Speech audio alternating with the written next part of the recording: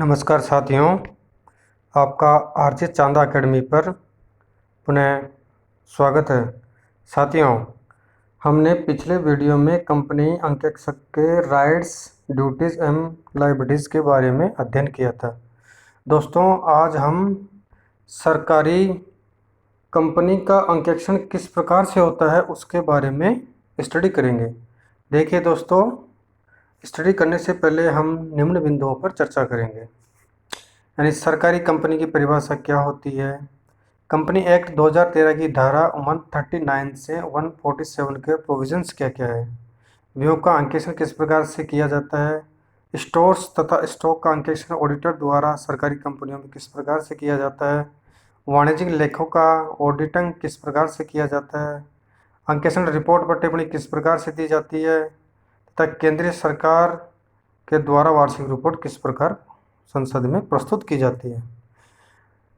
ठीक है दोस्तों, तो दोस्तों आपने अभी तक मेरे चैनल को सब्सक्राइब नहीं किया है तो कृपया सब्सक्राइब जरूर करें, वीडियो को लाइक और शेयर करें। तो दोस्तों अब अपन चलते हैं अपने टॉपिक पर। आज हम चर्चा करेंगे सरकारी कंपनी का अंकेक्षण किस प्रकार से ऑडिटर द्वारा किया जाता है। चर्चा करने से पहले निम्न बिंदुओं पर बात करेंगे कि सरकारी कंपनी का ऑडिटर कौन होता है, उसकी नियुक्ति किस प्रकार से होती है, वो सरकारी कंपनी किसे कहते हैं, कितने % उसको शेयर रखना होता है, आदि चीज़ों का हम विस्तार से अध्ययन करेंगे। देखिए दोस्तों, सरकारी कंपनी का अंकेक्षण के बारे में अपन बात कर रहे हैं। यानी सार्वजनिक क्षेत्र का विस्तार निम्नलिखित 3 रूपों में हुआ था। यानी अपना देश आज़ाद हुआ था 1947 के पश्चात। उस समय पर इस प्रकार के प्रावधान नहीं थे, लेकिन 1990 यानी 1947 के पश्चात या 1947 के पश्चात निम्नलिखित 3 रूपों में सार्वजनिक क्षेत्र का विस्तार हुआ था। एक पहला तो हुआ था विभागीय उपक्रम के रूप में, डिपार्टमेंटल अंडरटेकिंग्स के रूप में, वैधानिक निगम एंड स्टैट्यूटरी कॉरपोरेशंस के रूप में हुआ था, और अगला हुआ था सरकारी कंपनियों के रूप में, गवर्नमेंट कंपनीज के रूप में। तो आज हम बात करेंगे सरकारी कंपनियों की ऑडिट किस प्रकार से ऑडिटर द्वारा की जाती है। देखिए दोस्तों,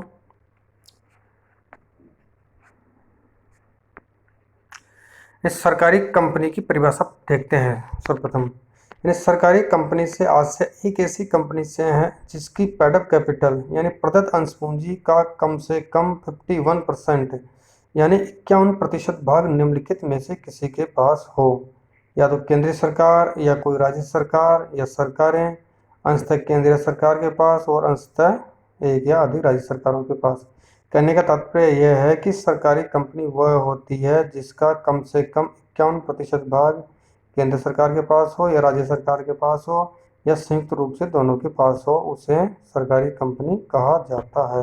यानी 51% पैसा इन सरकारों द्वारा लगाया जाता है तथा 49% पैसा बाहरी निवेशकों द्वारा लगाया जाता है। ठीक है साथियों,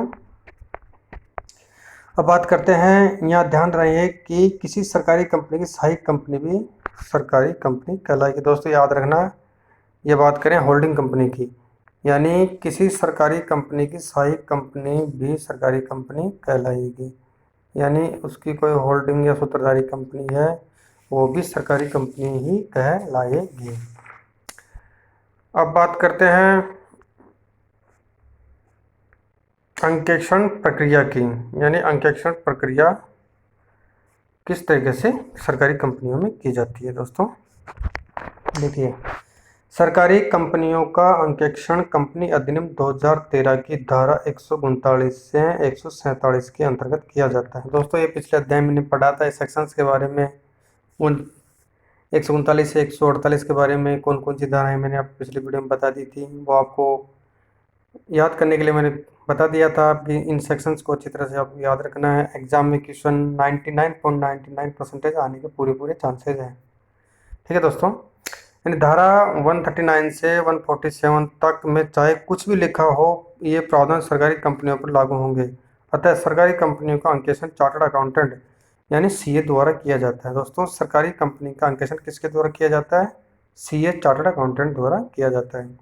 और नियंत्रक एवं महालेखा परीक्षक को पूरक अंकेक्षण यानी सीएजी को सीएजी को सप्लीमेंट्री ऑडिट करने का अधिकार है। यानी सरकारी, दोस्तों याद रखना, एग्जाम क्वेश्चन आ सकता है कि सरकारी कंपनियों की सप्लीमेंट्री ऑडिट करने का अधिकार किसको है। तो सरकारी कंपनियों की सप्लीमेंट्री ऑडिट करने का अधिकार सीएजी यानी नियंत्रक एवं महालेखा परीक्षक को होता है। अब बात करते हैं अंकेक्षक की नियुक्ति, अपॉइंटमेंट ऑफ ऑडिटर की। देखिए, पिछले अध्याय में बताया था कि अंकेक्षक की नियुक्ति धारा 139 के तहत होती है। यानी कंपनी अधिनियम 2013 की धारा 139 के अंतर्गत एक सरकारी कंपनी में अंकेक्षक की नियुक्ति एवं पुनर्नियुक्ति नियंत्रक एवं महालेखा परीक्षक द्वारा की जाएगी। दोस्तों, एक ध्यान रखने का पॉइंट है कि सरकारी कंपनी में ऑडिटर की नियुक्ति किसके द्वारा की जाएगी। तो दोस्तों सीधा सा बात है कि सरकारी कंपनी में ऑडिटर की नियुक्ति सीएजी यानी नियंत्रक एवं महालेखा परीक्षक द्वारा की जाएगी। एग्जाम में क्वेश्चन आ सकता है धारा 139 के तहत। अगला बात करते हैं, एक धारा 100 द्वारा निर्धारित सीमाएं सरकारी कंपनियों के अंकेक्षकों पर भी लागू होती है। धारा 139 के द्वारा निर्धारित सीमाएं सरकारी कंपनियों के अंकेक्षकों पर भी लागू होती है। अब बात करते हैं दोस्तों, सरकारी कंपनी के अंकेक्षक के क्या क्या ड्यूटीज होती है, क्या क्या कर्तव्य होते हैं जिसका निष्पादन करना उसका दायित्व होता है। देखिए दोस्तों, पहली बात चीज़ है कि अच्छी तरह से जांच पड़ताल करना होगा अंकेक्षक को, अपनी रिपोर्ट्स देनी होगी, प्रविवरण यानी स्टेटमेंट के लिए प्रतिवेदन देना होगा, प्रविवरण के लिए प्रतिवेदन देना, वैधानिक प्रतिवेदन को प्रमाणित करना, जो स्टेटरी रिपोर्ट्स है उसको अटेस्टेड करना, अनुसंधान के संबंध में कर्तव्य यानी जो कोई भी रिसर्च करना हो तो उसके संबंध में उसको सहयोग करना चाहिए। तो समापन के समय यानी जो निस्तारण होता है, मत कंपनी का समापन होता है, उसके समय बैलेंस शीट और लाभ हानि खाते पर प्रतिवेदन देना उसका कर्तव्य होता है। यानी किस प्रकार से समापन के समय कितनी संपत्तियां, कितने दायित्व हैं, लाभ हानि खाते पर क्या प्रभाव पड़ रहा है, लाभ हानि हो रहा है, लाभ या नहीं हो रहा है, चिट्ठे में संपत्तियां कितनी मात्रा में दिखाई गई है। समापन में जो निस्तारक होता है, समापक, उसको इन सब चीज़ों को ऑडिटर द्वारा बताया जाता है ताकि जो संस्था के क्रेडिटर्स है यानी लेनदार है उनको उनके उचित अनुपात में भुगतान किया जा सके। अब बात करते हैं, एक सरकारी कंपनी के अंकेक्षक को उक्त वैधानिक अधिकार एवं कर्तव्यों के अतिरिक्त उन निर्देशों का भी पालन करना पड़ता है जो नियंत्रक एवं महालेखा परीक्षक द्वारा कंपनी एक्ट 13 की धारा 139 के अंतर्गत उसे दिए गए हैं। दोस्तों, इसका कहने का तात्पर्य यह है कि एक सरकारी कंपनी के अंकेक्षक को उक्त वैधानिक यानी उपरोक्त वैधानिक कर्तव्य है उनके अतिरिक्त तो सीएजी यानी नियंत्रक एवं महालेखा परीक्षक द्वारा कंपनी एक्ट 2013 के अनुसार धारा 139 के तहत जो आदेश निर्देश दिए जाते हैं उनका भी पालन करना अनिवार्य होता है। अब बात करते हैं कंपनी अधिनियम 2013 की धारा 139 से 147 के अंतर्गत निर्देश, यानी कंपनी अधिनियम 2013 की धारा 139 से 147 के अंतर्गत ऑडिटर को क्या क्या निर्देश दिए गए हैं, उनको किन किन चीज़ों का पालन करना चाहिए। देखिए साथियों, पढ़ते हैं। इन धाराओं के अंतर्गत नियंत्रक एवं महालेखा परीक्षक यानी सीएजी को यह अधिकार है कि वे सरकारी कंपनियों के अंकेक्षकों को निर्देश दें कि उन्हें अंकेक्षण कार्य किस प्रकार करना है, यानी उनको अंकेक्षण की प्रक्रिया किस प्रकार से अपनानी है। इन निर्देशों को अभी हाल ही में संशोधित करके सदस्यों की सूचना के लिए प्रकाशित किया गया है। सर्वप्रथम इस प्रकार के निर्देश वर्ष 1962 यानी 1962 में जारी किए गए थे। इन निर्देशों के अंतर्गत एक सरकारी कंपनी के अंकेक्षक को निम्न बातों को ध्यान में रखना चाहिए, यानी एक सरकारी कंपनी अंकेक्षक को निम्न बातों को ध्यान में अवश्य रखना चाहिए। पहली चीज़ है कौन सी बात ध्यान में रखनी चाहिए। देखिए, पहली तो उसको जांच करना चाहिए कि उक्त संस्थान के अंदर लेखा की विधि या सिस्टम अकाउंट्स किस प्रकार से हैं, तो उसके बारे में वो जांच करेगा कि प्राप्ति तथा व्यय को दर्ज किया गया है या नहीं किया गया है। दर्ज किया गया है तो उनका क्लासिफिकेशन किया गया है या नहीं किया गया, जैसे आयगत व्यय को आयगत माना गया है, पूंजीगत प्राप्ति को पूंजीगत माना गया है, इनमें आयगत को पूंजीगत तो नहीं किया गया, इन बारे में उसे देखना होता है। सावधिक यानी समय पर तलपट का आरेखण किया, यानी समय पर तलपट बनाया गया है या नहीं बनाया गया है। विभिन्न खातों को संकलन यानी विभिन्न खातों को एकत्रित करने का कार्य किया जाता है। भंडार की अधिप्राप्ति तथा विक्रय के संबंध में लेखा रखना, अंतर कार्यालय लेखों का मिलान करना, जो बाहर संस्था के कार्यालय होते हैं अलग अलग जगह पर उनके अकाउंट्स का मैचिंग करने का कार्य होता है। अगला कार्य होता है वित्तीय नियंत्रण की विधि, यानी सिस्टम ऑफ फाइनेंशियल कंट्रोल, यानी वित्तीय नियंत्रण किस प्रकार से किया जाता है। ठीक है साथियों, वित्तीय शक्तियों के प्रत्यायोजन का परीक्षण करना है। यह दर्शाइए कि क्या यह प्रत्यायोजन स्पष्ट रूप से तथा वैधानिक तरीके से कंपनी के भीतर ही किया गया है। यदि नहीं तो शक्ति के प्रत्यायोजन में दोष बताते हुए सुधार के लिए सुझाव देने का कार्य होता है। यानी यह थ्योरेटिकल क्वेश्चन है, क्वेश्चन ज़्यादा इम्पोर्टेंट नहीं है, एग्जाम में आने का चांसेस है इस लाइन से, फिर भी पढ़ लेते हैं। तथा यह बताना होगा कि क्या बैंक से लिया जाने वाला उधार जिसमें अधिविक्रय यानी ओवरड्राफ्ट सम्मिलित है आवश्यक था, इस आधार पर नियमित नियंत्रण रखना चाहिए।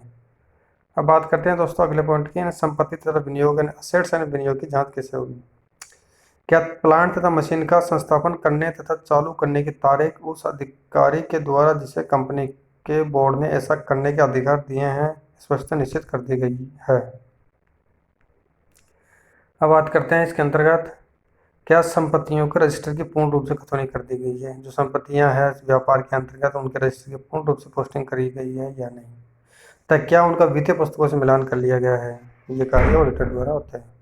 अगला है क्या कंपनी में बकाया राशि को समय पर वापस प्राप्त करने की कोई विधि उपलब्ध है। क्या नकद व पेशगी बकाया का नियमित रूप से प्रतिवर्ष अधिकृत अधिकारी द्वारा भौतिक सत्यापन किया गया है। इस संबंध में अपर्याप्तता बताइए। अगला बात करते हैं पॉइंट पर दायित्व एवं लायबिलिटीज एंड लोन्स के बारे में। उन ऋणों की कुल राशि बताइए जिनको वित्तीय अवधि के अंत में वापस प्राप्त नहीं किया जा सकता। ऋणों की राशि में ब्याज तथा ऋण ब्याज सम्मिलित है।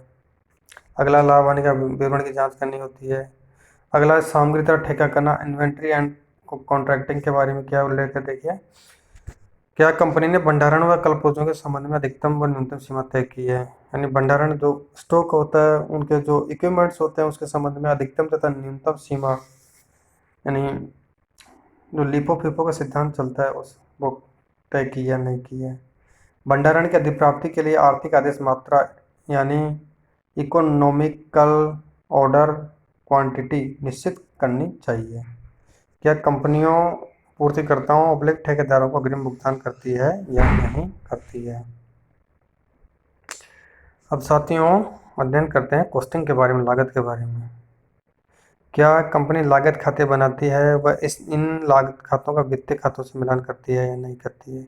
ये ऑडिटर को देखना होता है कि कंपनी कॉस्ट अकाउंट बनाती है या नहीं बनाती है, बनाती है तो क्या वो फाइनेंशियल अकाउंट से उनका मैचिंग करती है या नहीं करती है। क्या कंपनी लागत याद करने का उचित तरीका अपनाती है तथा प्रमुख क्रियाओं कार्यों उत्पाद तथा सेवाओं की लागतें नियमित से याद करती है। यदि नहीं तो असफलता के क्या क्या कारण है बताना होता है आदि। अब बात करते हैं इंटरनल ऑडिट यानी आंतरिक अंकेक्षण के बारे में। आंतरिक अंकेक्षण व्यवसाय पर अपनी राय दीजिए। क्या रिपोर्टिंग करने का स्तर, कार्य का क्षेत्र,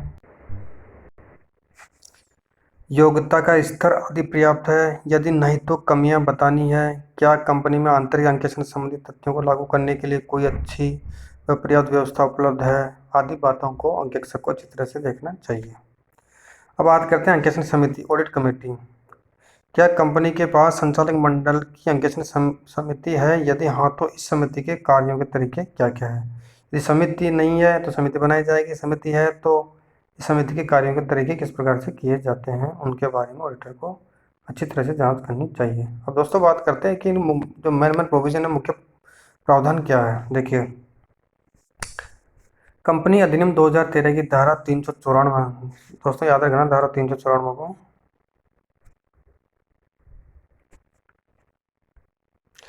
अंतर्गत रिपोर्ट वैधानिक अंकेक्षकों तथा शाखा अंकेक्षकों दोनों के द्वारा ही बनाई जाती है। यानी धारा 394 के अंतर्गत रिपोर्ट वैधानिक अंकेक्षकों तथा शाखा अंकेक्षक दोनों के द्वारा ही बनाई जाती है। शाखा अंकेक्षक अंकेक्षण रिपोर्ट पर हस्ताक्षर करने के बाद 2 सप्ताह के भीतर, यानी कितने सप्ताह के भीतर, 2 सप्ताह के भीतर रिपोर्ट तैयार कर देते हैं। यह रिपोर्ट कंपनी के खातों को समेकित करने के बाद वैधानिक अंकेक्षकों को भेजी जाती है। यानी समेकित करने के बाद स्टेचुटरी ऑडिटरों को भेजी जाती है। इस रिपोर्ट को कंपनी के संचालक मंडल के पास भी भेजा जाता है, यानी संचालक मंडल के पास भी भेजा जाता है। वैधानिक अंकेक्षक शाखा अंकेक्षक की रिपोर्ट को ध्यान में रखकर अंकेक्षण रिपोर्ट पर अपने हस्ताक्षर करने के बाद 3 सप्ताह के भीतर, यानी 3 सप्ताह के भीतर रिपोर्ट तैयार कर देते हैं। हस्ताक्षर करने के 3 सप्ताह के भीतर रिपोर्ट तैयार कर देता है। यह रिपोर्ट केंद्रीय सरकार का संस्थान होने की स्थिति में चेयरमैन ऑडिट बोर्ड तथा deputy controller and auditor general को भेजी जाती है तथा राज्य सरकार का उपक्रम होने की स्थिति में यह report additional deputy controller and auditor general commercial audit को भेजी जाती है। यह रिपोर्ट कंपनी के संचालक मंडल के पास भी भेजी जाती है। दोस्तों, यह रिपोर्ट कहाँ भेजी जाती है? संचालक मंडल के पास भी भेजी जाती है। यदि वैधानिक अंकेक्षकों की संख्या 1 से अधिक है, दोस्तों याद रखना, अगर वैधानिक अंकेक्षकों की संख्या 1 से अधिक हो तो सभी मिलकर रिपोर्ट बनाते हैं तथा उन पर सभी के हस्ताक्षर किए जाते हैं। कहने का तात्पर्य यह है कि जितने भी वैधानिक अंकेक्षक है, 2 है, 5 है, यदि उनके द्वारा रिपोर्ट ऑडिट की जाती है तो उन सभी द्वारा उन पर हस्ताक्षर किए जाने आवश्यक होते हैं। अब दोस्तों बात करते हैं अगला, व्ययों का अंकेक्षण। देखिए, ऑडिटर द्वारा जो एक्सपेंडिचर होते हैं उनका ऑडिटिंग कार्य किस प्रकार से किया जाता है। देखिए, मोटा मोटा देखते हैं दोस्तों। एग्जाम के दृष्टिकोण से मैंने शानदार नोट्स बनाए हैं। एक भी क्वेश्चन बाहर जाने के चांसेस ना के बराबर है। दोस्तों, जो नोट्स दे रहे हैं आपको, उनको वीडियो को अच्छी तरह से देखें, अच्छी तरह से वीडियो को वॉच करें, समझें तथा जो हैंड राइटिंग नोट्स है वो नोट्स मेरे से आप प्राप्त करें। तो उनको आप बार अन्य किताबों की अपेक्षा आप इन्हीं नोट्सों को बार बार रिवीजन करते रहें तथा एमसीक्यूज हल करते रहें। वो एमसीक्यूज हम आपको प्रोवाइड करवा देंगे, तो आपकी सफलता निश्चित रूप से ही साकार होगी। दोस्तों, निश्चित रूप से आप सफल होंगे। बार बार इन चीज़ों को आप बार बार रिवाइज करते रहिएगा। अब दोस्तों बात करते हैं ऑडिट ऑफ एक्सपेंडिचर, यानी व्यय का अंकेक्षण कैसे होता है। देखिए दोस्तों, नियमावली तथा आदेशों के प्रत्यंकेक्षण। पहला होता है नियमावली तथा आदेशों के प्रत्यंकेक्षण। नियमावली तथा आदेशों के प्रत्यंकेक्षण इस आश्वासन का उद्देश्य लेकर चलता है कि वे संविधान के तथा उसके अंतर्गत बनाए गए कानूनों तथा नियमावलियों का संबंध सत्ता द्वारा निर्गमित आदेशों के अनुसार ही है। ये ऑडिटर को देखना होता है।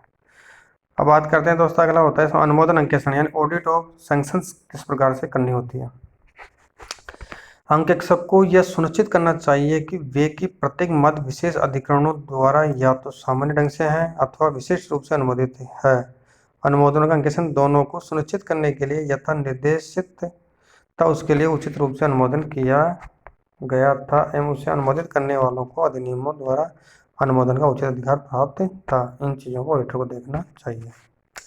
अब बात करते हैं कोषों के प्रावधान से संबंधित अंकेक्षण, यानी जो फंड्स होते हैं उनके प्रोविजन के रिगार्डिंग किस प्रकार से ऑडिटिंग का कार्य करना चाहिए।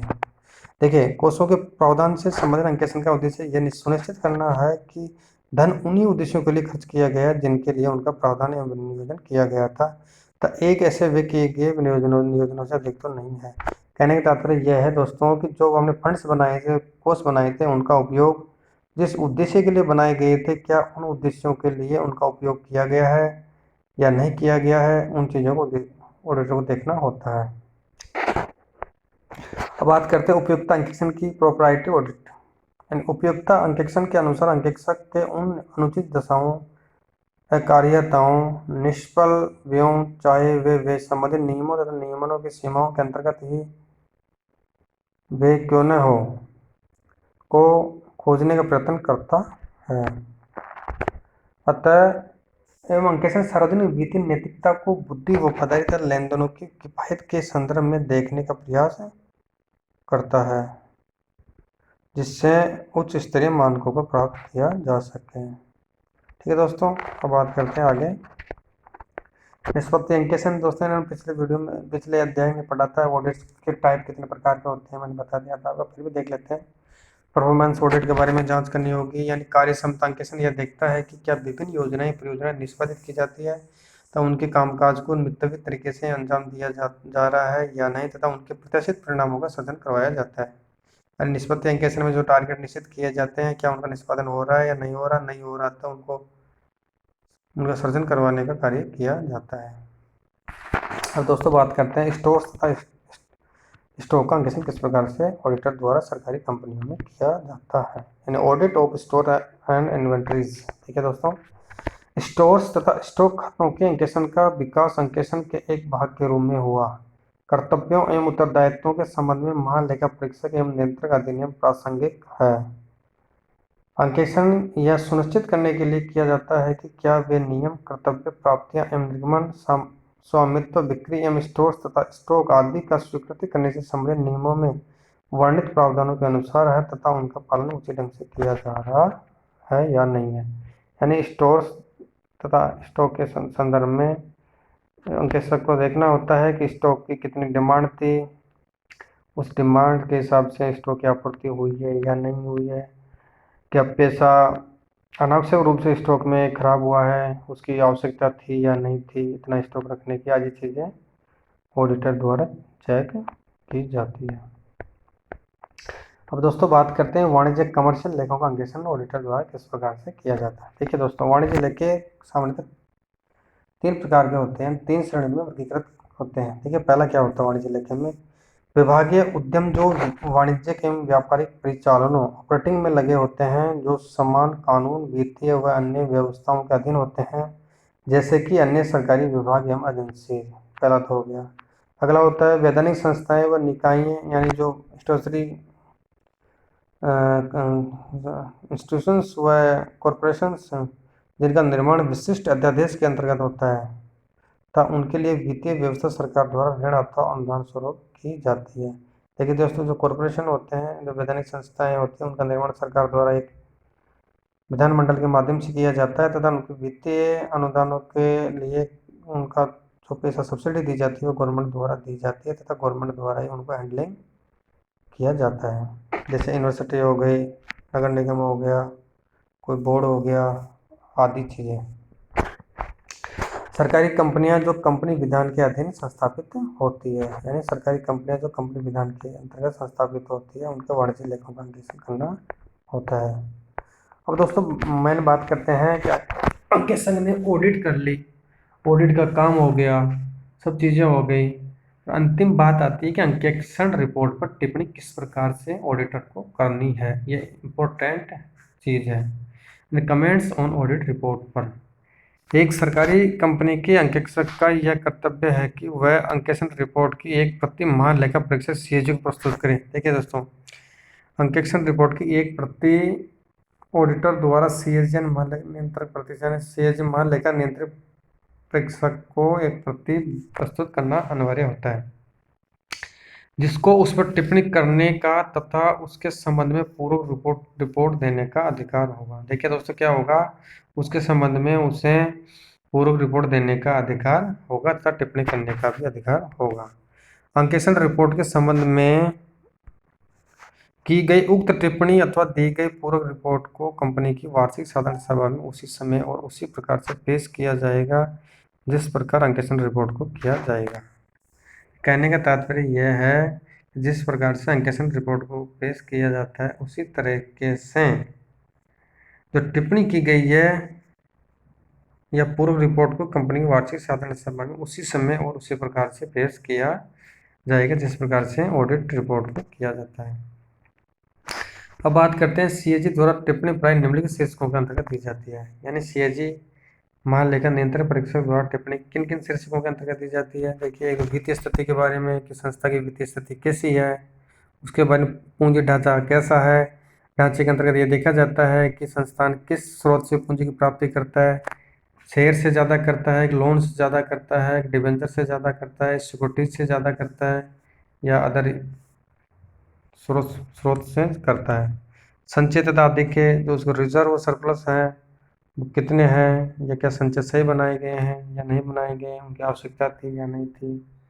लिक्विडिटी, संस्था में लिक्विडिटी कितनी है, संपन्नता क्या है, कार्यशील पूंजी, वर्किंग कैपिटल। दोस्तों वर्किंग कैपिटल क्या होती है, ये अपने अकाउंट्स का चैप्टर पर ऑडिट में भी काम आता है। तो वर्किंग कैपिटल उसे कहते हैं जो संस्था के दिन प्रतिदिन के कार्यों के लिए, यानी संस्था के दिन प्रतिदिन के व्यापारिक संचालन के लिए आवश्यक होती है, उसे कार्यशील पूंजी कहते हैं। ठीक है दोस्तों, एग्जाम क्वेश्चन में यानी एग्जाम में क्वेश्चन आने की संभावना है। वर्किंग कैपिटल किसे कहते हैं? यानी चालू संपत्तियां माइनस चालू दायित्व है, उनका शेष होता है, उसको कार्यशील पूंजी कहा जाता है। अब बात करते हैं दोस्तों,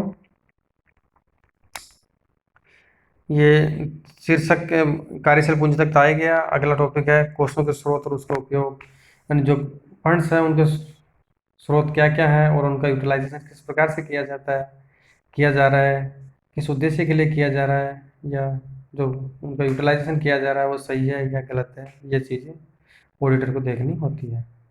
अगला है कार्यकारी परिणाम, क्या उन चीज़ों से कार्यकारी परिणाम प्राप्त हुए हैं या नहीं है।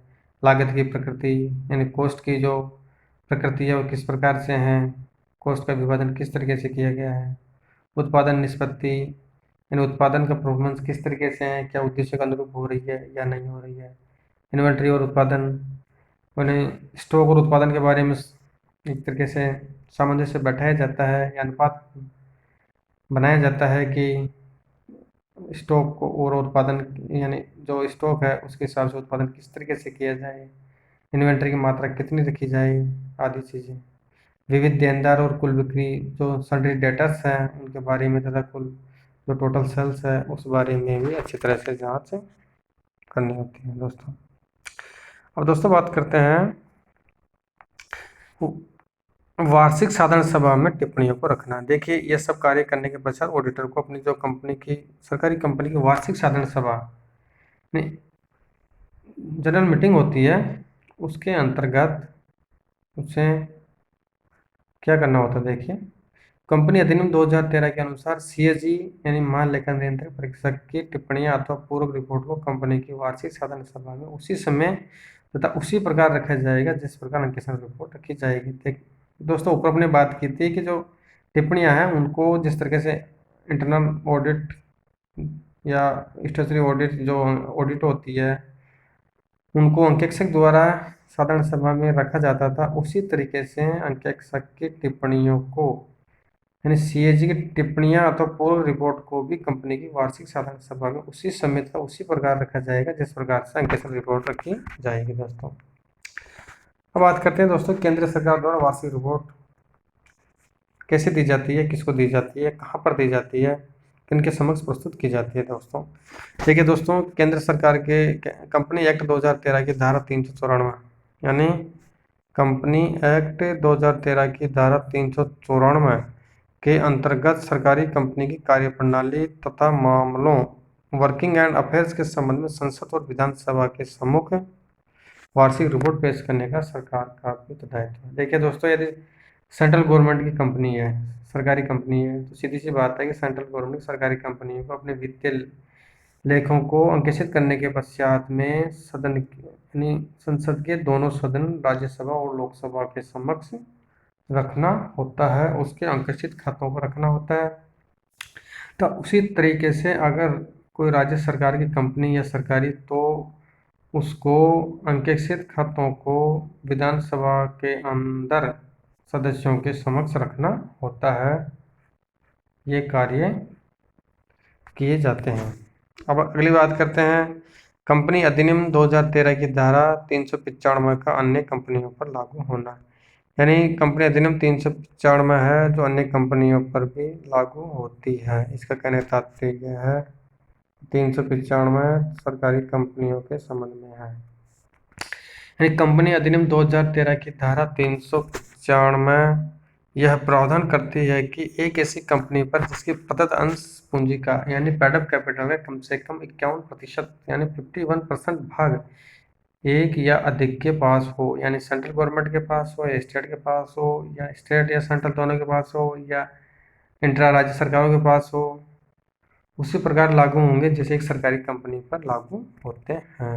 यानी कहने का तात्पर्य यह है कि धारा 395 के अंतर्गत कंपनी अधिनियम 2013 की धारा 395 के अंतर्गत 51% कम से कम भाग वाली कंपनियों पर उसी प्रकार लागू होंगे जैसे एक सरकारी कंपनी पर लागू होते हैं।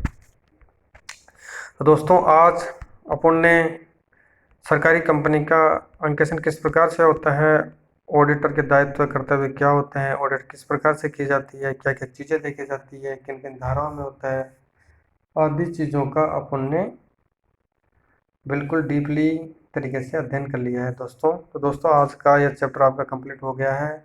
और दोस्तों अब ऑडिट में अपना अंतिम चैप्टर बचा है, यानी अंकेक्षण रिपोर्ट एवं प्रमाण पत्र, ऑडिट रिपोर्ट एंड सर्टिफिकेट के बारे में हम अगले वीडियो में अध्ययन करेंगे। तो आपकी ऑडिट में 16 जून तक कंप्लीट करवा दूंगा। उसके पश्चात आप मेरे मोबाइल नंबर 9602306391 जो मैं आपको मेरे थंबनेल पर प्रोवाइड करवा दूंगा, तो आप मेरे से संपर्क करके PDF ले सकते हैं। ताकि कल 16 जून को मैं आपकी ऑडिट कंप्लीट करवा दूंगा।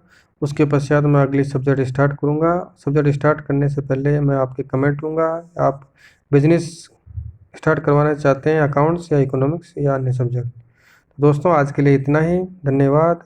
और आपसे मैं एक बार पुनः आग्रह करना चाहूँगा दोस्तों, अभी तक आपने मेरे चैनल को RJ चांदा एकेडमी को अभी तक ज्वाइन नहीं किया है तो कृपया ज्वाइन करें, वीडियो को लाइक करें और शेयर करें। थैंक यू, धन्यवाद।